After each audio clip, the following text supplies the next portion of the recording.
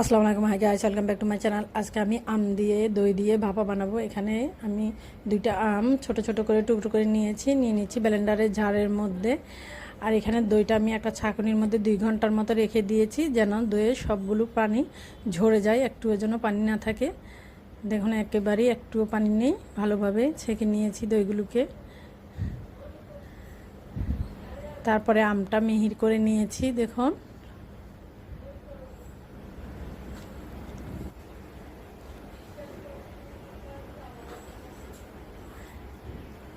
এখানে আমি ড্যানিশ নিয়ে নিয়েছি। এই ড্যানিশটা দিয়ে আমের ভাপাটা বানালে অনেক সুন্দর মিষ্টি একটা গ্রান বের হয়।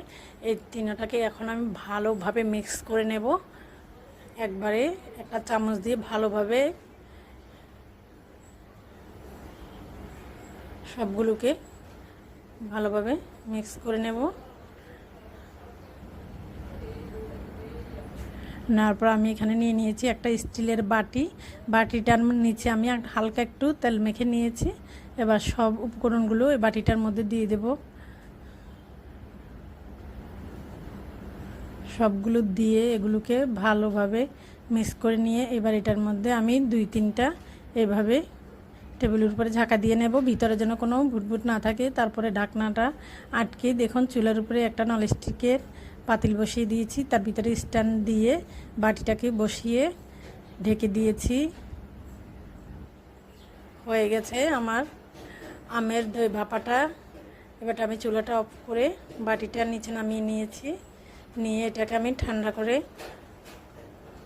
3 ঘন্টার মতো ফ্রিজে রেখে দিয়েছি ডিপের মধ্যে। দেখুন একেবারে শক্ত, এটা এখন আইসক্রিমের মতো হয়ে গেছে।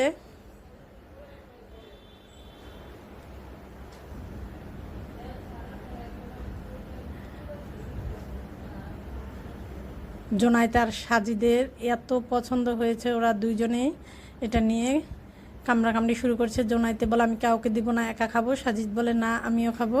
তারা দুই ভাইয়ে এই আমের ভাপাটা এত মজা করে খেয়েছে আর তাদের কাছে এত ভালো লেগেছে। আজকের মতো এখানেই শেষ। আল্লাহ হাফেজ।